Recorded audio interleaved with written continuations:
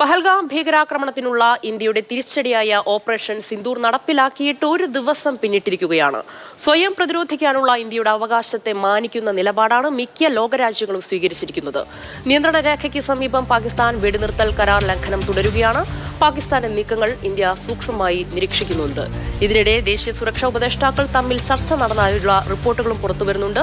പാകിസ്ഥാന്റെ സുരക്ഷാ ഉപദേഷ്ടാവ് അസീം മാലിക് അജിത് ഡോവലുമായി സംസാരിച്ചിട്ടുണ്ട് എന്ന് പാക് വിദേശകാര്യമന്ത്രി വെളിപ്പെടുത്തി. അർജുൻ പീതാംബരൻ ചേരുന്നുണ്ട് കൂടുതൽ വിവരങ്ങളുമായി. അർജുൻ, ആദ്യം തന്നെ ചോദിക്കട്ടെ, ഈ പാക് വിദേശകാര്യമന്ത്രിയുടെ പ്രസ്താവന അത് എത്രത്തോളം വസ്തുതാപരമാണ്? ഈ ദേശീയ സുരക്ഷാ ഉപദേഷ്ടാവുമായി സംസാരിച്ചു എന്നുള്ള വിവരം, പിന്നെ മറ്റൊന്ന്, നല്ല ഒരു തിരിച്ചടി, ഒരു കനത്ത പ്രഹരം കിട്ടിയിട്ട് പോലും പാകിസ്ഥാൻ ഒന്നും പഠിച്ചിട്ടില്ല എന്നാണ് മനസ്സിലാക്കേണ്ടത്. പൂഞ്ചിൽ ഇന്നലെ വീണ്ടും അവർ വെടിവെപ്പ് നടത്തുകയുണ്ടായി. ജനവാസ മേഖലകളിലേക്ക് വരെ ആക്രമണം നടത്തുന്ന പശ്ചാത്തലം കൂടിയുണ്ടായല്ലോ. ഇപ്പോൾ നിയന്ത്രണ രേഖയിൽ നിലവിലെ സ്ഥിതി എന്താണ്? ഇന്ത്യൻ സൈന്യയുടെ അടുത്ത നീക്കങ്ങൾ, അവരുടെ ഈ ജാഗ്രത അതെങ്ങനെ തുടരുന്നു അർജുൻ? ഉമേബാൻ, ഇന്നലെ പുലർച്ചെ പൂഞ്ചിലിൽ അതുപോലെ തന്നെ രജൌരി മേഖലയിൽ കനത്ത പ്രകോപനം, അത് ആർട്ടിലറി ഷെല്ലിംഗ് ആയിട്ട് പാകിസ്ഥാന്റെ ഭാഗത്തുനിന്നും ഉണ്ടായി. പക്ഷേ അത് ഇന്നലെ ഉച്ചയോടുകൂടി തന്നെ അവസാനിപ്പിച്ചിരുന്നു പാകിസ്ഥാൻ. അതിലാണ് 15 തദ്ദേശീയരായിട്ടുള്ള ആളുകൾക്കും ഒരു ജവാനും ലാൻസ് നായിക് ദിനേശ് കുമാറിനും മരണം സംഭവിച്ചത്. ഒരു സൈനികനടക്കം ബാക്കി 42 പേർ ഇപ്പോഴും പരിക്കേറ്റ് ചികിത്സയിൽ തുടരുകയാണ്. പക്ഷേ അതിനുശേഷം പാകിസ്ഥാന്റെ ഭാഗത്തു നിന്നും പ്രകോപനം ഉണ്ടായ തരത്തിൽ വിവരങ്ങൾ ഇപ്പോൾ പുറത്തു വന്നിട്ടില്ല. ഒരുപക്ഷെ അല്പസമയത്തിനകം തന്നെ അതിർത്തിയിലെ കരസേനാ വൃത്തങ്ങളിൽ നിന്നടക്കം ഇതിനെ സംബന്ധിച്ച്, അതായത് ഇന്നത്തെ പുലർച്ചയിൽ അല്ലെങ്കിൽ കഴിഞ്ഞ രാത്രിയിൽ പാകിസ്ഥാന്റെ ഭാഗത്തു നിന്നും എന്തെങ്കിലും തരത്തിൽ പ്രകോപനം ഉണ്ടായിട്ടുണ്ടോ, അതിൽ ഇന്ത്യ എങ്ങനെ തിരിച്ചടിച്ചു എന്നുള്ള കാര്യത്തിൽ ഒരു വ്യക്തത വരുത്തുമെന്നാണ് മനസ്സിലാവുന്നത്. പക്ഷേ അതിർത്തിയിൽ ഇപ്പോഴുള്ളത് അതീവ ജാഗ്രതയാണ്. അതായത് കഴിഞ്ഞ ദിവസങ്ങളെ അപേക്ഷിച്ച് വളരെ വലിയ സുരക്ഷാ വിന്യാസം, അതുതന്നെ വ്യോമസേനയുടെ പോർ വിമാനങ്ങൾ അണിനിരത്തിയുള്ള ഒരു സുരക്ഷാ വിന്യാസം ഇപ്പോൾ കാണാൻ സാധിക്കുന്നുണ്ട് പാകിസ്ഥാന്റെ ഭാഗത്തും ഇന്ത്യയുടെ ഭാഗത്തും. ഏറ്റവും പ്രധാനമായിട്ട് പറയാനുള്ളത്, നിയന്ത്രണ രേഖയ്ക്ക് സമീപത്ത് ഇപ്പോൾ വലിയ തോതിൽ ഈ പോർ വിമാനങ്ങളുടെ ചലനങ്ങൾ, മൂവ്മെന്റ് കാണുന്നുണ്ട്, അത് നിരീക്ഷിക്കപ്പെടുന്നുണ്ട്. അതായത് ഇന്ത്യയുടെ ഭാഗത്ത് നിന്ന് നോക്കിക്കഴിഞ്ഞാൽ പാകിസ്ഥാന്റെ നീക്കങ്ങൾ വളരെ സൂക്ഷ്മമായി നിരീക്ഷിച്ചു കൊണ്ടിരിക്കുകയാണ്.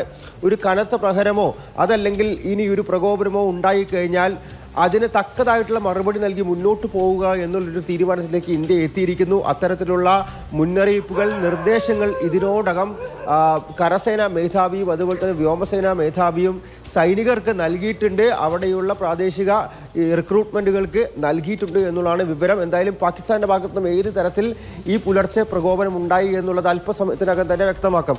അതിനിടയിലാണ് ഏറ്റവും പ്രധാനപ്പെട്ട വാർത്ത വരുന്നത്. ഇത്തരത്തിൽ അസീം മാലിക് ഭായ്, അതായത് പാകിസ്ഥാന്റെ സുരക്ഷാ ഉപദേഷ്ടാവാണ്, ഒപ്പം തന്നെ ISI മേധാവി കൂടിയാണ്. അദ്ദേഹവുമായി അജിത് ഡോവൽ, നമ്മുടെ ദേശീയ സുരക്ഷാ ഉപദേഷ്ടാവ്, സംസാരിച്ചു ഫോണിൽ എന്നുള്ള കാര്യം അത് വെളിപ്പെടുത്തിയിരിക്കുന്നത് മറ്റാരുമല്ല, പാകിസ്ഥാന്റെ വിദേശകാര്യമന്ത്രി ഇഷാഖ് ദറാണ്. തുർക്കിയുടെ ഒരു വാർത്താ മാധ്യമത്തിന് നൽകിയ അഭിമുഖത്തിലാണ് അദ്ദേഹം ഇത് പ്രതികരിച്ചിരിക്കുന്നത്. ഇന്നലെ 16 ഈ സുരക്ഷാ ഉപദേഷ്ടാക്കളുമായി ഫോണിൽ സംസാരിച്ചു. അതിനുശേഷം UN സുരക്ഷാ കൗൺസിൽ അംഗങ്ങളുമായിട്ടൊക്കെ സംസാരിച്ച് ഇന്ത്യ വ്യക്തമാക്കിയ നിലപാടുണ്ട്. അതായത് പ്രകോപനങ്ങളിലേക്ക്, കൂടുതൽ സംഘർഷങ്ങളിലേക്കും തർക്കങ്ങളിലേക്കും ഇന്ത്യ കടക്കാൻ ആഗ്രഹിക്കുന്നില്ല. പക്ഷേ പാകിസ്ഥാന്റെ ഭാഗത്തു നിന്നും ഇനിയൊരു പ്രകോപനം ഉണ്ടാവുകയാണെങ്കിൽ അതിനെ തക്കതായിട്ടുള്ള മറുപടി നൽകും. സൈനിക കേന്ദ്രങ്ങൾ പോലും ലക്ഷ്യമിടാൻ, ഉന്നം വെക്കാൻ മടിക്കില്ല. ഓപ്പറേഷൻ സിന്ദൂറിനൊരു 2ാം ഘട്ടം ഉണ്ടാക്കാൻ മടിക്കില്ല എന്നുള്ളൊരു കാര്യം ഇന്ത്യ വ്യക്തമാക്കിയിരുന്നു. പക്ഷേ നിലവിൽ നടന്ന ചർച്ചകൾ അത് ഇതൊരു 1ാം ഘട്ട തിരിച്ചടി മാത്രമാണെന്നും ഇനിയും പ്രകോപനം ഉണ്ടായാൽ അല്ലെങ്കിൽ ഏതെങ്കിലും രീതിയിൽ ഇന്ത്യക്കാർക്ക് നേരെയൊരു ആക്രമണം ഉണ്ടായാൽ നോക്കിയിരിക്കില്ല എന്നുള്ള മുന്നറിയിപ്പ് ഇന്നലെ തന്നെ നമ്മൾ വ്യക്തമാക്കിയത് ആണ്. പക്ഷേ ഇതിനിടയിൽ പാക് പ്രധാനമന്ത്രി തിരിച്ചടി ഞങ്ങൾ നൽകും എന്ന് വലിയ തോതിൽ വീരവാദം മുഴക്കുന്നുണ്ടായിരുന്നു. ഇതിനിടയിൽ മറ്റൊരു പ്രധാനപ്പെട്ട കാര്യം, ആഗോള തലത്തിൽ ഈ ഓപ്പറേഷൻ സിന്ദൂറിനെ കുറിച്ചുള്ള പല നിലപാടുകളും വരുന്നുണ്ട്. ഏറ്റവും പ്രധാനപ്പെട്ടതായിട്ട് എടുത്തു പറയേണ്ടത് ട്രംപിന്റെ നിലപാടാണ്. അടിക്ക് ഒരു തിരിച്ചടി നൽകി ഇനിയൊരു സമാധാനത്തിന്റെ ശ്രമത്തിലേക്ക് ഇരു രാജ്യങ്ങളും പോകണം എന്നതുൾപ്പെടെ, ട്രംപിന്റേതുൾപ്പെടെ ലോക നേതാക്കളുടേതുൾപ്പെടെ പല റെസ്പോൺസും ഇതിനിടയിൽ പുറത്തു വരുന്നുണ്ട്. പിന്നെ സിംഗപ്പൂരിന്റേതായിട്ട് ഇപ്പോൾ ഒരു യാത്രാ നിയന്ത്രണം ഉൾപ്പെടെ, നിർദ്ദേശങ്ങൾ ഉൾപ്പെടെ പുറത്തു വന്നിട്ടുണ്ട്. അതായത് പാകിസ്ഥാനിലേക്കും ജമ്മു കാശ്മീരിലേക്കുമുള്ള യാത്രകൾ ഒഴിവാക്കണമെന്ന്. അപ്പോൾ ഈ വലിയ തോതിൽ ആഗോള തലത്തിൽ തന്നെ ഇന്ത്യയുടെ ഈ തിരിച്ചടി ചർച്ചയായിരിക്കുന്ന ഘട്ടത്തിൽ എങ്ങനെയാണ് ലോകരാജ്യങ്ങൾ ഈ ഓപ്പറേഷൻ സിന്ദൂറിനെ നോക്കിക്കാണുന്നത് അർജുൻ? നോക്കൂ, ഇതിൽ ഇന്ത്യയുടെ നിലപാട് വളരെ വ്യക്തമാണ്. നമ്മൾ ഒരിക്കലും ഒരു തുറന്ന യുദ്ധത്തിലേക്ക് ഇപ്പോഴും പോകാൻ ആഗ്രഹിക്കുന്നില്ല. തർക്കങ്ങളിലൂടെ കാര്യങ്ങൾ പരിഹരിക്കാൻ വേണ്ടിയിട്ടാണ്. അതായത് നമുക്ക് അവകാശപ്പെട്ട തിരിച്ചടി നൽകിയിരിക്കുന്നു. ഭീകരവാദ ക്യാമ്പുകളെ തിരഞ്ഞുപിടിച്ചാണ് നമ്മൾ ആക്രമിച്ചിരിക്കുന്നത്. 9 ഭീകരവാദ ക്യാമ്പുകളെ തകർത്തിട്ടുമുണ്ട്. ഇനി ഈ ഒരു തർക്കം മുന്നോട്ട് കൊണ്ടുപോകുന്ന കാര്യത്തിൽ നിലപാടെടുക്കുന്നത് പാകിസ്ഥാനാണ്. അവരുടെ ഭാഗത്തു നിന്നും പ്രകോപനം ഉണ്ടായിക്കഴിഞ്ഞാൽ നമ്മൾ തീർച്ചയായിട്ടും ഓപ്പറേഷൻ സിന്ദൂറിന്റെ 2ാം ഘട്ടവുമായി മുന്നോട്ട് പോകുമെന്നുള്ളത് ആർക്കും സംശയമില്ലാത്ത കാര്യം തന്നെയാണ്. പക്ഷേ ഇന്നലെ നടന്ന ഈ സുരക്ഷാ ഉപദേഷ്ടാവ് തല ചർച്ച അത് ഇപ്പോഴുള്ള തർക്കങ്ങൾ, സംഘർഷങ്ങൾ അത് പരിഹരിക്കാൻ വേണ്ടിയിട്ടുള്ളതാണ് എന്നാണ് നമുക്ക് വ്യക്തമായിട്ടുള്ളത്. അതിനോടൊപ്പം തന്നെ ലോകരാജ്യങ്ങളുടെ പ്രതികരണം വന്നിരിക്കുന്നു. അതിൽ അസർബൈജാന്റെ പ്രതികരണമാണ് ഏറ്റവും പ്രധാനപ്പെട്ടത്. ഇന്ത്യ നടത്തിയ ആക്രമണത്തെ അപലപിച്ചാണ് അവർ രംഗത്ത് വന്നിരിക്കുന്നത്. അതായത് പാകിസ്ഥാന് പരിപൂർണ പിന്തുണ നൽകിയിരിക്കുന്നു. മറ്റു ലോകരാജ്യങ്ങളുടെ കാര്യം എടുത്ത് നോക്കിക്കഴിഞ്ഞാൽ ട്രംപിന്റെ പ്രതികരണം അടുക്കി തിരിച്ചടി ഇന്ത്യ നൽകി കഴിഞ്ഞു. അതുകൊണ്ട് ഇരു രാജ്യങ്ങളും ഇവിടെ വെച്ച് ഈ യുദ്ധസമാനമായിട്ടുള്ള സാഹചര്യം നിർത്തും എന്നാണ് പ്രതീക്ഷ എന്നുള്ള അമേരിക്കൻ പ്രസിഡന്റ് ട്രംപിന്റെ ആ പ്രതികരണം കൂടി നമുക്കൊന്ന് കേട്ടിട്ട് അർജുനിലേക്ക് മടങ്ങിയെത്താം. My position is I get along with both. I know both very well, and I want to see them work it out. I want to see them stop. And hopefully they can stop now. They've gone tit for tat, so hopefully they can stop now. But I know both. We get along with both the countries very well. Good relationships with both, and I want to see it stop. And if I can do anything to help, I will be there. Arjun തുടരുന്നുണ്ട്. അർജുൻ, ഇവിടെ വ്യക്തമായിട്ട് ഒരു കാര്യം പറയാനുള്ളത്, ഒരു ലോകരാജ്യങ്ങളിൽ ഒരാൾക്ക് പോലും കുറ്റപ്പെടുത്താൻ കഴിയാത്ത രീതിയിൽ കൃത്യമായിട്ടുള്ള നീക്കങ്ങളായിരുന്നു. അതായത് അതിർത്തി കടന്നു പോലുമുള്ള ആക്രമണമായിരുന്നില്ല.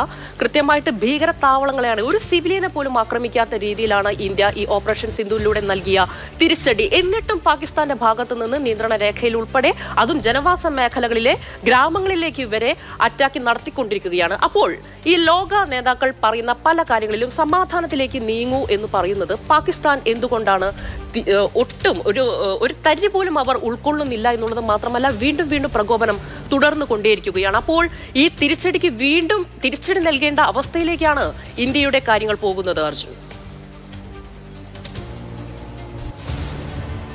നോക്കൂ, ഇത് പാകിസ്ഥാന്റെ ഒരു പരമ്പരാഗത രീതിയാണ്. അതായത് അവിടുത്തെ സർക്കാരുമായി പല ലോകരാജ്യങ്ങളും നേതാക്കളും സംസാരിക്കുന്നു, അവരോട് സമാധാനം പുലർത്താൻ വേണ്ടി പറയുന്നു. പക്ഷേ കരസേനയുടെ ഭാഗത്തു നിന്നും ഈ പ്രകോപനം ഉണ്ടാകും. ഇപ്പോൾ ഇന്നലെ തന്നെ കണ്ടതാണ്, കനത്ത ഷെല്ലിംഗ് ഉണ്ടായി. അതിൽ 16 പേർ ഇന്ത്യക്കാർ കൊല്ലപ്പെട്ടു. ഒന്ന് നമ്മുടെ ഒരു ജവാൻ കൂടിയാണ്. അവിടെ അക്ഷരാർത്ഥത്തിൽ പറഞ്ഞാൽ ഈ ഭരണകൂടം പ്രവർത്തിക്കുന്നത് തന്നെ സൈനികരുടെ, ഈ സേനകളുടെ കളിപ്പാവകളായിട്ടാണ്. പ്രത്യേകിച്ചും അസിം മുനീർ ഒക്കെയാണ് നിർദ്ദേശം നൽകുന്നത് എങ്ങനെ ഷഹബാസ് ഷെരീഫ് പ്രവർത്തിക്കണം എന്നുള്ള കാര്യം. ഇന്നലത്തെ സുരക്ഷാ സമിതി യോഗം, പാകിസ്ഥാന്റെ സുരക്ഷാ സമിതി യോഗം എടുത്തു നോക്കിക്കഴിഞ്ഞാൽ തന്നെ അവിടെ ഒരു നിലപാട് എടുത്തിരിക്കുന്നത് അസിം മുനീറാണ്. പാകിസ്ഥാന്റെ കരസേനാ മേധാവിയാണ്. ആ നിർദ്ദേശം മറ്റ് ആളുകളോട് പറഞ്ഞു. ആ നിർദ്ദേശമാണ് പിന്നീട് ഷഹബാസ് ഷെരീഫ് മാധ്യമങ്ങൾക്ക് മുന്നിൽ വന്നിരുന്നത് ഈ അടിക്ക് തിരിച്ചടി നൽകുമെന്നൊക്കെ പറയാൻ കാരണം. ഇതിൽ തീരുമാനമെടുക്കുന്നത് എന്തായാലും പാകിസ്ഥാന്റെ സൈന്യമാണ്, അസിം മുനീറാണ് എന്നുള്ള കാര്യം പകൽ പോലെ വ്യക്തമാണ്. ഭരണകൂടം അവിടെ ഇഷാഖ് ദറും അതുപോലെ തന്നെ ഖ്വാജ ആസിഫും ഈ ഷഹബാസ് ഷെരീഫും എല്ലാം പല കാര്യങ്ങൾ പറയുന്നുണ്ടെങ്കിൽ പോലും ഇതിൽ പലരും ഇന്ത്യയുമായിട്ട് തുറന്നൊരു യുദ്ധത്തിന് പോകാൻ ആഗ്രഹിക്കുന്നു പോലുമില്ല. അവരോടൊക്കെ ആയിട്ടാണ് ഇപ്പോൾ ലോകരാജ്യങ്ങളടക്കം ആവശ്യപ്പെട്ടുകൊണ്ടിരിക്കുന്നത്. ഇന്ത്യയോടും ആവശ്യപ്പെടുന്നുണ്ട് ഈ തർക്കങ്ങൾ, സംഘർഷങ്ങൾ എല്ലാം തന്നെ ചർച്ചയിലൂടെ പരിഹരിക്കണമെന്നുള്ള കാര്യം, തുറന്നൊരു യുദ്ധത്തിലേക്ക് പോകരുത് എന്നുള്ള കാര്യം. ഇപ്പോൾ ട്രംപിന്റെ കാര്യം എടുത്തു നോക്കിക്കഴിഞ്ഞാൽ തന്നെ മനസ്സിലാകും. അദ്ദേഹം നേരത്തെ പറഞ്ഞിട്ടുണ്ട് ഇത്തരത്തിലൊരു അടി ഇന്ത്യ നൽകുമെന്നുള്ള കാര്യം പ്രതീക്ഷിച്ചിരുന്നു. അത് ഇവിടെ നിർത്തണം, അല്ലെങ്കിൽ ഇതോടെ അവസാനിക്കണം, അല്ലെങ്കിൽ ഏറ്റവും പെട്ടെന്ന് ഈ സംഘർഷങ്ങൾ അവസാനിക്കുന്നത് കാണാൻ ആഗ്രഹിക്കുന്നു. മറിച്ച് ഇന്ത്യ ഇത്തരത്തിലൊരു തിരിച്ചടി ഭീകരവാദത്തിനെതിരെ നൽകുമെന്നുള്ള കാര്യം ആന്റിസിപ്പേറ്റഡ് ആയിരുന്നു. അത് എല്ലാവരും പ്രതീക്ഷിച്ചൊരു കാര്യമാണ്. അത് സംഭവിച്ചിട്ടുമുണ്ട്.